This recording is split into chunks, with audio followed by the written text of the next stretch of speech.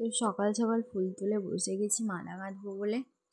মালাটা না হাফ হয়েছে, আর কিছুটা বাকি আছে, মানে একটা বানানো হয়ে গেছে আর একটা বানাচ্ছি বসে আর কি। তারপরে চলে গেছিলাম মন্দিরে। মন্দিরে না খুব ভিড় ছিল, আসলে ভোগ নিবেদন করা হয়েছিল তো ওই জন্য একটু মানে বন্ধ ছিল মন্দিরটা, তাই। তারপরে ওই বিকালের দিকে চলে গেছিলাম শিব দুর্গা নাচ হচ্ছে ওইখানটায়, মানে ওই মন্দিরেই হয়েছিল। তবে এর আগে না অনেক কিছু মিস করে গেছি আমি, অনেক রকমের নাচ হয়েছিল, যাইনি আর যাওয়া হয়নি।